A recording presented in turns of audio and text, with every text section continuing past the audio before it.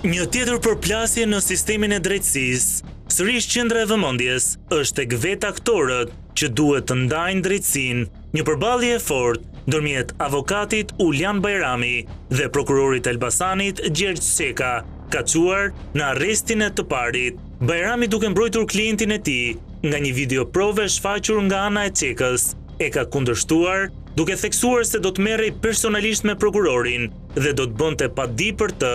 Në një pjesë të audios së seancës dëgjohet edhe përplasja mes tyre. Dhe që do të merre personalisht edhe me prokurorin, edhe me gjithë oficerët e policisë.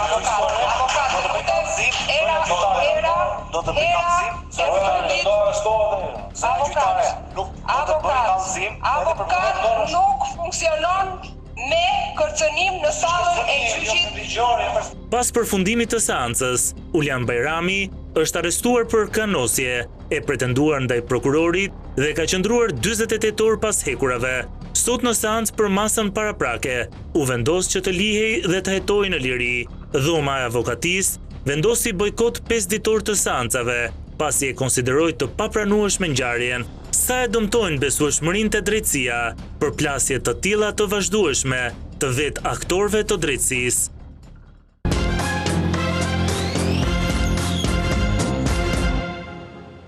Kam në studio avokatin që qëndroi 48 orë pas kangjëllave. Ulian, mirëmbroma kolegëve tjerë, Ervin Karamuqo, Arbër Hita, Jordan Daci. Me mirëkuptimin tuaj për shkak kohës së shkurtër, do nis menjëherë me Ulianin këtu. Ishte shokante për të gjithë, ke pasur një solidaritet madh të grupit profesionist të avokatëve dhe mëtej, por jo vetëm, dhe të shoqërisë në reagime. Si, unë kur pash foton tënde nuk e lidhja dot me kërcënimin, po ky është vetëm imazh i jashtëm.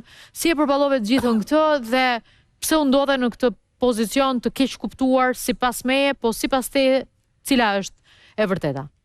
Në fakt ishte një seancë mas sigurimi që e quajmë ne, që ndodh 3 ditë mbas arrestimit, mbas ndodhjes së arrestimit. Ishte një seancë maraton, pra filloi në orën 11 të paradites dhe zgjati deri rreth orës 17-18 mbasdites. Në këto seanca, avokatët njihen aty për aty me aktet, pra me provat që ka prokurori që sjell për arrestimin që bën ose që ka kryer në atë moment. Dhe për ato pak kohë sa kisha, u njofa me aktet dhe konstatova që kishte mospërputhje të akteve. Ka një verbal që bëhet arrestimi i shtetasve, është kërkesa e prokurorit që shkon në gjykat për vlerësimin dhe caktimin e masës, dhe pastaj bëhet dhe relatimi i prokurorit në seancë. Asnjëri nga këto akte nuk përputhej me njëri tjetrin. Para se të flisja, e kërkoj gjykatës që para se të bëjmë mbrojtjen, i them që kam nevojë që prokurori të saktësoj qëndrimin e tij, se cila nga këto qëndron, sepse këtu ka mospërputhje. Dikush këtu gënjen, ose për mos ta quajtur gënjeshtër, i thash, po them që ka të pavërteta. Janë të qëllimshme, apo pa qëllimshme, këtë nuk e di. Pasi gjykata e konstatoi këtë fakt dhe i kërkon prokurorit që ta saktësoj. Prokurori më shumë sajoi se saktësoi, sepse për hir të vërtetës dhe mezi lexonte prokurori që është fatkeqësi në fakt për sistemin. Dhe kaloi ky moment, ndoshta prokurori nuk u ndje mirë me këtë që i ndodhi, sepse u ndje sipas këndvështrimit tim dhe deri diku dhe i fyer për sa ndodhi aty. Vijoi seanca, mbajtëm qendrimin ton. Në vijimsi u hapën pamjet filmike, sepse u mbrojnë disa shtetas që ishin kapur për armbajtje pale në një nga zonat e Elbasanit. Dhe këta shtetas akuzoheshin disa për armbajtje, por personi që unë mbroja dyshoi se kishte konstatuar veprën penale të kundërshtimit me dhunë të punojësit policisë dhe moskallëzim të krimit.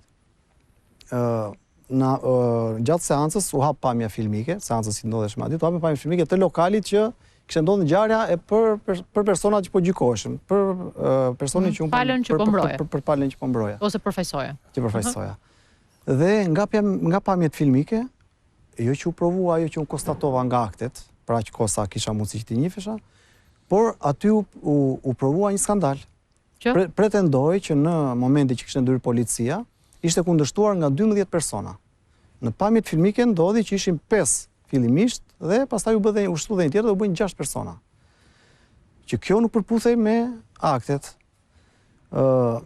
e vën dieni gjyqtare, ne konstatuam gjithë sepse shikonin gjithë në mes të, keni parasysh që u hap në mes të sallës. Gjithë salla po shikonte pamjet filmike se çfarë kishte ndodhur në ekran, brenda në seancë. Dhe i evidentuam këto fakte që ka mospërputhje, por megjithatë, pas këtij momenti u konstatu dhe momenti që personi që u mbrojnë nuk ishte kundërshtuar as policinë. Okej. Deri këtu këtu ishte gjithçka. Situata është normale, se për sa kohë që pamjet shfaqen edhe duket qartazi që video e ka të qartë situatën e pretenduar nga ju, që nuk e kishte kundërshtuar policinë, ju vionit bënin mbrojtje. Ku vjen momenti i... Tani është momenti që ka ndodhur edhe debati. Unë i them gjykatës që shprehimisht që në kot jemi lodhur me qëndrime ligjore, vendimi i gjykatës lartë, kushtetuta për të bërë mbrojtje. Ne tani po konstatojmë që që nuk ka vepër penale nga personi, pak të flas për atë që mbrojnë për personin që u mbroj, por konstatoj që ka vepër penale nga oficerët e policisë gjyqësore që kanë falsifikuar verbalin e arrestimit, sepse realisht aty nuk ishin 12, por ishin 5 persona, por edhe nga prokurori. Dhe thash, këtë gjë do ta ndjek personalisht, shpreha ishte kjo që do ta ndjek personalisht dhe do të bëj kallëzim penal. Që do me thënë për ty çfarë personalisht? Për mua do të thotë që edhe nëse klienti nuk bie dakord, sepse ndodh që ka klientë që nuk duan të ndiqen për shumë arsye, për arsye të pafundme. Po. Mendojnë që mund të rëndohen sepse hetimet vazhdojnë, ky është fillimi fare, është sa gjeneza. Dhe prokurori reagon. Toni im aty duket i qartë që s'kam as ton të ngritur, jam shumë i qetë, flas vetëm ligjërisht. Fundit ato nuk rëndonin mua personalisht, sepse shohun personin mbrapa ekurave, ato rëndonin palën. Unë flas vetëm ligjërisht, them që konstatoj paligjshmëri nga ana e oficerëve të policisë gjyqësore që kanë bërë arrestimin, por edhe nga prokurori që e sjell në seancë, dhe do të merrem personalisht, pra që do ta ndjek unë, pavarësisht vullnetit të personit që më përfaqësoj. Po. Kjo ishte ideja. Kjo ishte ideja personalisht. Dhe ti pate mundësi ta sqarosh në sallën e gjyqit çfarë ishte personalisht apo jo? Patjetër unë pata mundësi dhe as se mendoja që do të merrte këtë përmas. Këtë përmas. E mori se tash prokurori reagoi keq. Dhe gjyqtarja tash nuk e di për shkak të mungesës eksperiencës apo nuk e di, nuk e menaxhoi dot momentin sepse edhe unë e pash që nuk e menaxhoi dot, edhe nuk e vazhdova, sa do mund ta vazhdoja sepse mund të merresh edhe me prokurorin sepse prokurori më kërcënoi aty. Do në shvepër penale për prokurorin, kënë vështrimin tim. Sepse prokurori nuk ka atribut të më arrestoj mua. Dhe pastaj ato paka shumë ato që dëgjohen dhe pastaj unë mbyll seanca, mbajta qëndrimin tim dhe në fund konkluzione, sepse mbaron debati dhe pastaj bën konkluzionet e palëve. Dhe në konkluzione ky ishte qëndrimi im, që gjatë seancës gjyqësore u provua pretendimim që pata që në fillim që ishte vetëm i bazuar në akte, që mund tjetë edhe një lapsus, por tani u provua qartësisht në seancën gjyqësore nga pamjet filmike. Kjo është pjesa. Tani çfarë ndodhi me ty, se çështja gjyqësore vazhdon, trajtohet etj. Me ty kur ndodhi momenti i arrestimit, dhe pse? Nuk ndodhi atë ditë. Gjyqi ishte ditën e premte, unë jam telefonuar nga oficeri i policisë gjyqësore në drejtorisë së Elbasanit në ditën e shtunë paradite. Më ka kërkuar për një sqarim. Kam vajtur, jam paraqur, më vuri ndjeni që ka të bëjë me debati që pati në sallën e gjyqit. Dhe ti shkove për sqarim? Patjetër, shkova për të më sqaruar. Ja qartësova atje? Ja qartësova edhe qëndrimin. Ky ishte njëjti besoj që po mban tani? Pa diskutim sepse ky ishte realisht. Pavarësisht i qartësova edhe një gjë tjetër që edhe pse unë e thash që do të bëj kallëzim, e vërteta ishte që realisht nuk do të bëj kallëzim. Nuk do të bëja kallëzim sepse kam, kur kam filluar këtë profesion, kam vendosur ato parimet e mia që kur nuk do të bëj kallëzim për asnjë nga kolegët e mi, qoftë avokat, gjyqtar, prokuror, dhe nuk do të mbroj persona që bëjnë vepra penale ndaj të miturve. Ja thash oficerit policisë gjyqësore, ja thash dhe qëndrimin. Oficeri i policisë gjyqësore pastaj duke komunikuar me telefona, me unë nuk e di me kë komunikonte dhe pastaj më njoftojnë që do të procedoj me ndalim me iniciativë të oficerit policisë gjyqësore, që në kundërshtimin tim është patjetër që është i paligjshëm, jo për sa i përket faktit, po dhe si procedurë është e paligjshme. Sa vjeç është kjo përgjigje më? Sa vjeç është? Po përgjigja ishte relativisht e re, ishte tek rreth 30 e pak. Jordan, do t'ju marr nga një qëndrim secilit me mirëkuptimin e kohës që ja thash në fillim. Do doja ta zgjasja shumë këtë analizë për këtë procedurë. Ti je me sinqert, në radh parë bëhet qefi që kolegu është me ne sot këtu. kjo është një ngjarje e paralajmëruar prej shumë kohësh. Që do thotë? Prej shumë kohësh sistemi jonë ka humbur ndjeshmërinë ndaj të drejtave dhe lirive themelore të njeriut dhe është humanizuar në ekstrem. Qoftë për ata që kanë bërë me të vërtet faj, qoftë për ata që hetohen dhe vërtetojnë që kanë bërë faj. Qartë. Pra sistemi është kthyer në një sistem shumë represiv. Dhe këta kujtohen për sistemin vetë kur bien vetë brenda dhe ku vetë sistemi u bie në kokë vetë. Dhe atëherë pra dyshim gjithë duan avokat. Edhe këta gjyqtarë dhe prokurorë që bëjnë këta, avokat do marrin fund kur procedohen apo kur janë proceduar. Ky ishte një veprim i cili praktikisht kaloi vijën e kuqe. Do të thotë, sot avokatia shqiptare ndodhet përpara një pikpyetje, ose duhet ta lëm fare profesionin dhe ta kthejmë si në kotën verit ku prokurori ishte dhe avokat, ose duhet një reagim i cili nuk mund të jetë thjesht ky bojkoti, por duhet shoqërohet me një tërësi kushtesh të cilat bëjnë të mundur që avokatët të ushtrojnë profesionin. E kemi provuar historikisht, si gjatë pandemisë, si edhe gjithmonë, opozita e vetme në kuptimin jo politik, por në kuptimin e garantimit të drejtave dhe lirive të njeriut, para avokatisë askush nuk mund të jetë, as vetë gjykata, sepse gjykata shpeshherë mban ekuilibër dhe jo domosdoshmërisht anën e drejtë. Dhe gjykoj që ka nevojë për një reflektim të domosdoshëm, sikur ne solidarizohemi shpesh me kolegët tanë, gjyqtarë dhe prokuror, po fatkeqësisht ata nuk na shohin ne si koleg, edhe pse ne i vlerësojmë si koleg, një pjesë kemi pas studente, për pjesën e dijes pastaj jo gjithë janë koleg, po i quajmë koleg dhe ne i quajmë koleg, po ata nuk na shohin ne si koleg. Sistemi është i dal nga binaret praktikisht. Dhe pozicioni i avokatit nuk vlerësohet si një palë barabartë. Ne jemi akoma në gjykatat ku prokurori dhe gjyqtari hyjnë e dalin nga një derë. Në fakt ajo derë që do të hyjë vetëm gjyqtari. Prokurori do të hyjë dal nga dera që hyjnë edhe unë dhe dal. Dhe mendoj që ky rast nuk është një rast izoluar. Klima e cila mbizotron sot në gjyqësor është ekstremisht agresive dhe armiqësore ndaj avokatëve. Dhe nuk është ndaj nesh, e thënë thjesht, se ne mund të bëjmë edhe gjëra të tjera njëkohësisht. Është ndaj çdo individi, se kur e bëjnë me avokatin, imagjino çfarë ndodh me klientin e avokatit. Është ndaj njeriut. Është ndaj njeriut pikërisht. Është dehumanizuar. Unë shpresoj që KLG-ja, KLP-ja, gjithë këto KL që janë bënë tuf, nuk mund ta lënë këtë, shikoj të presim ca. Kjo nuk është çështje që mund të pres. Kjo do, se ashtu t'i bie të presim ja 3-4 vjet hetimin, pas një 3-4 vjet është harruar, ka dalë, inshallah jo ngjarje më të rënda, por nuk është e çuditshme që të ndodhë ngjarje. Ka nevojë për një reagim institucional menjëhershëm dhe mbi gjitha ka nevojë, unë kam qenë pjesë e disa studimeve rajonale për pozicionin e mbrojtjes në gjithë Ballkanin. Shqipëria është e fundit në rajon për sa i përket pozicionit të mbrojtësve. Unë biles i dhash edhe Heraldos para se të futem në emision 2 foto nga gjykata e apelit e Milanos. Ja do t'i shfaqim dhe ato, Jordan. Kjo tregon pikërisht se si trajtohet avokati në gjithë perëndimin. Kjo është hyrje për publikun, ndërsa ne për shkak të ngjarjes së rëndë që ndodhi në apel, padyshim ngjarje që ne ndajmë dhimbjen, praktikisht avokatët vetëm se nuk zhvishen përpara në syt klientëve apo me palë kundërshtare kur futen në gjykatën e apelit. Ç'do të thotë kjo? Që nga kjo kalem në ekstremin tjetër? Pra, ne nuk kërkojmë asgjë. Të gjithë e urrejnë avokatin thojza derisa bën vetë për avokat. Kështu thonë amerikanët. Dhe unë uroj që gjithë ta që urrejnë avokatët bën sa më shpejt për avokat që ta kuptojnë se çapo heqin kurriz. Por ka nevojë për një qasje humane dhe ky është momenti që pa u miratuar ky kod i famkeq i ri projekti dhe ndodhi. Imagjino se sa veta do arrestoheshin me këtë triun që praktikisht nuk ka më asnjë lloj garancie. Karmusha. Fal intervistës së mëparshme të gjatë, patëm kohë me avokatin të flisnim aty jashtë, dhe kam vënë 3-4 herë duart në kokë, sepse ne besojmë në një kod procedurës penale si që e njohim gjithë, po në Elbasan ka një tjetër kod procedurë penale. Unë sot e kam marrë vesh. A kjo ngjarje, mbase mund të ketë edhe në rrethet tjera që abuzojnë shumë.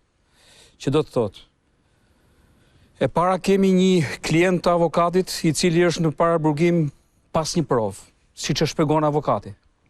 Me ato kamerat edhe me ato shfaqjet që janë aty. Unë se di për çfarë ka masën tani ai, përse është në burg. Ky është alarmi i parë. Pra një qytetar është në burg kot. Për një provë që nuk ekziston. Sepse këtu ka filluar debati, apo jo avokat? S'ka qenë fare, fare pjesë e bisedës. Prit, nuk ka qenë fare. Okej, po dakord.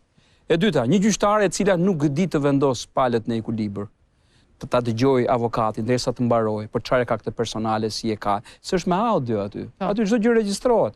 Pasi s'është bën diçka tjetër. E treta, s'kuptoj do të rolin e oficerit policisë gjyqësore. Që të nesërmen, si pas kodit, si pas ligjit, pas një ngut, pas një urdhër, pas një kallëzim, në shkelje flagrante, shpërdorim derdhër penale, e thret, fillimisht për diskutim, pastaj bisedë, pastaj deklarim, dhe pastaj thotë tani do rish këtu, nuk do dalësh. Dhe ndërkohë merr telefon poshtë lart. Asaj përveç se duhet të filluar procedim penal, i duhet marrë dhe celulari për të parë kjo policie me kë komunikonte, kush e orientonte në këtë paligjshmëri kaq të madhe që mori rokopujën dhe e mori vesh gjithë Shqipëria. Dhe në këtë Dhe është një gaf kaq e madhe dhe pastaj. Çfarë është ky prokuror ose kjo prokurori se s'di rolin e drejtuesit, se drejtuesi do të ketë rol aty. Që të thotë një sekond, po, kjo do bëhet kështu, sepse këtu na nxjihet faqja si institucion, jo si një çështje konkrete. Por ç'është ky prokuror që e marrin e shikojnë thonë, prit njëherë, jo, nuk është. Dhe nuk thon paligjshmëri, ndalimi i paligjshëm. Thot një ndalim i cili nuk ka pse të vijoj, pra bëj një lojë fjalësh, që mua më ka irrituar jashtëmasë shumë. Është i paligjshëm. Jo antikushtetues, po është i paligjshëm mbi të gjitha. Sepse pasojat janë të tjera deri në aktet më të larta të vendit. Është i paligjshëm. Dhe kjo është totalesh me rendin juridik që këta e mësojnë në shkollë, po për cilën shkollë? Akademia e Sigurisë më vjen shumë keq. Unë nganjëherë shkoj dhe jap orë të hapur aty. Çfarë merr i kalon të gjithë, nuk ngel njëri. Dhe kjo është produkt i Akademisë së Sigurisë. Ai tjetri mund të jetë produkt i asaj magjistraturës që ne kemi parë me video që kopjojnë. Pra, me gjithë respektin që kanë për trupën e magjistratëve, disa prej tyre nuk e di çfarë lloj vettingu, po edhe psikologjik duhet ta kalojnë në një filtr her pas here, sepse s'janë mirë. Emocionalisht nuk janë mirë. Do shikoj se si lexon. Më fal.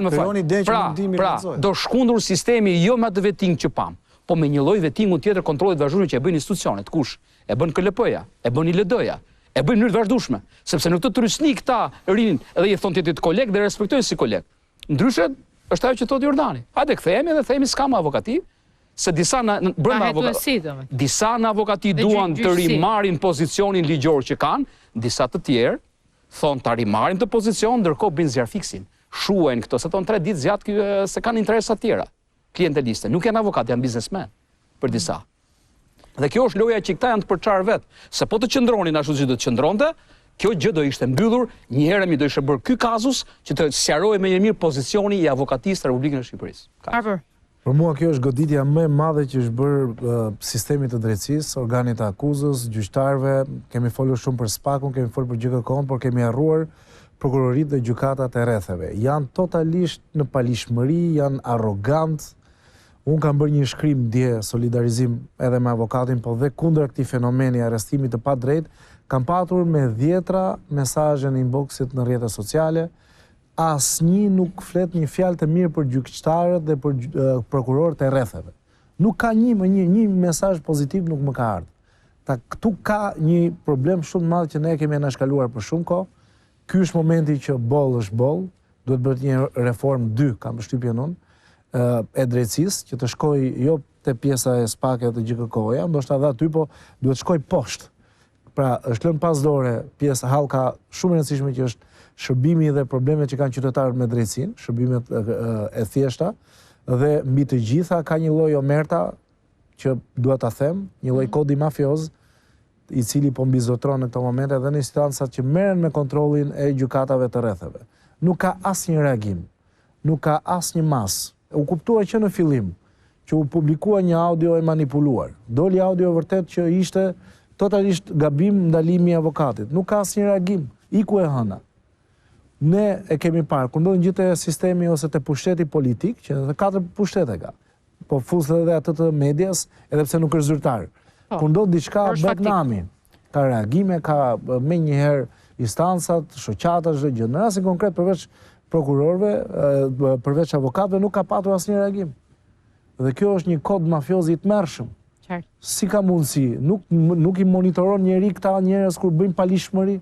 Po sa njerëz të thjesht po përballen me gjykatat, ka vonesa, ka abuzime nga gjyqtarët, nga prokurorët. Është e patolerueshme. Mjaft është mjaft, ka kaluar jo vije kuqe, po këtu ka kaluar, nuk e di, nuk ka më. Shumë vjet kuqe po kalohen Jordan, nuk ju ja jap dot prap fjalën, do ta respektoj avokatin që e kam në studio, vjen nga një lloj traume, le të themi, se nuk mund besoj unë ta imagjinoj veten prapa hekurave për këtë arsye. Si vijon çështja dhe çfarë masash duhet merren për këtë rast tëndin në momentin që ti e gjykon atë si drejtësi. Pra, sipas tek është një veprim në shkelje absolute etike dhe profesionale të drejtësisë. Si vazhdon tani çështja?